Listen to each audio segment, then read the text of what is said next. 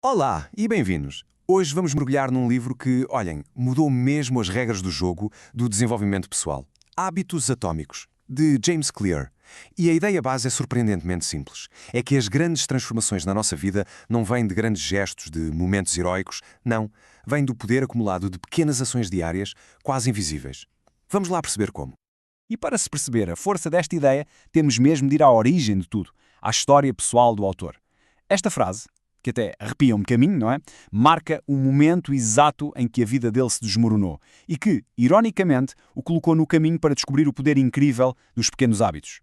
Então vamos a isso. É que é importante perceber que esta teoria não nasceu do nada, num escritório tudo arrumadinho. Pelo contrário, nasceu literalmente das cinzas de um desastre. Um acidente brutal que obrigou o James Clear a reconstruir-se do zero, peça por peça, hábito por hábito. E este percurso que vemos aqui dá para ter uma ideia da dimensão da queda.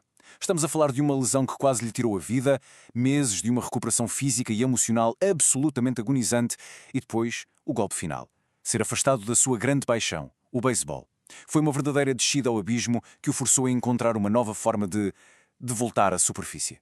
E foi aqui, no meio do caos, que a magia aconteceu. Em vez de se lamentar por aquilo que tinha perdido, o Clear virou a sua atenção para as coisas mais pequenas que ele ainda conseguia controlar.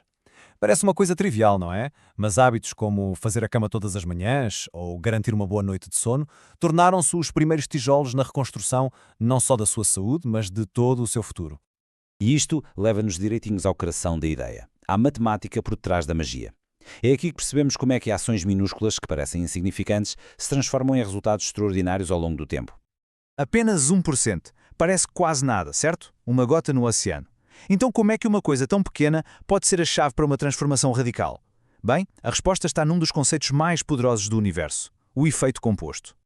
E este gráfico mostra o poder, eu diria mesmo brutal, deste conceito. Se melhorarmos apenas 1% todos os dias, ao fim de um ano, o resultado não é ser 365% melhor. Não, é ser quase 38 vezes melhor. O crescimento é exponencial. Mas atenção, o mesmo se aplica ao contrário. Pequenos maus hábitos diários, aquele 1% a piorar, levam-nos a praticamente zero.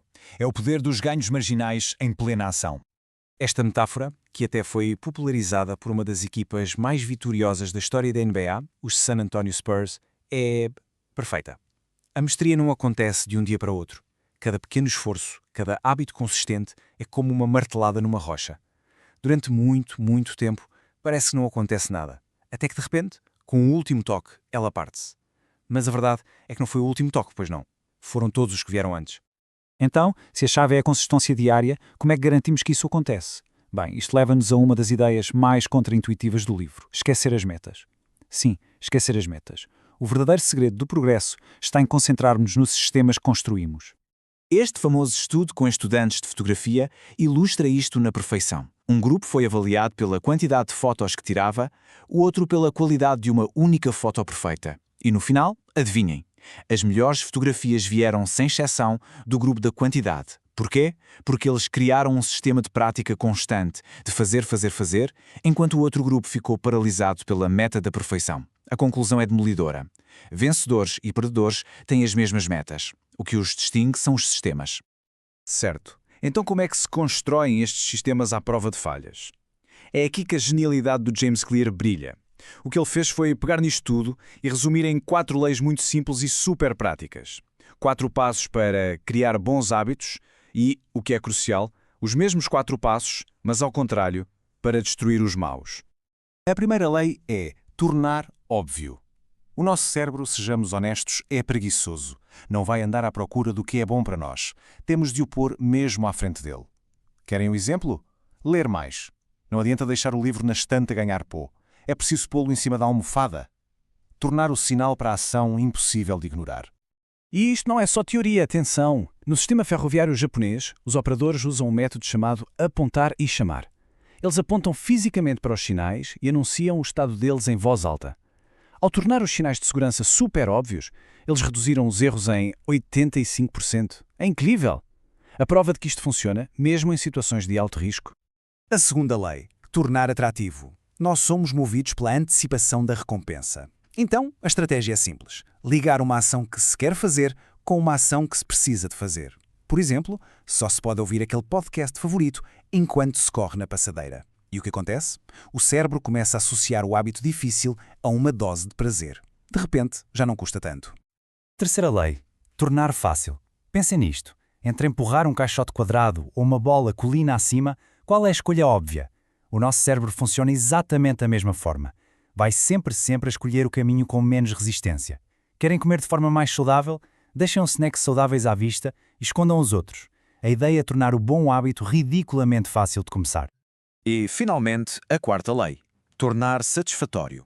Esta é a regra de ouro. O cérebro humano evoluiu para dar prioridade a recompensas imediatas. Para um hábito colar, tem de haver uma sensação boa logo a seguir a ser feito. Se formos ao ginásio, não podemos esperar pelos resultados daqui a 2 meses. Temos de nos dar uma pequena recompensa imediata. É como se o cérebro pensasse: epá, isto sobe bem. Bora repetir. Ok, a teoria é fantástica.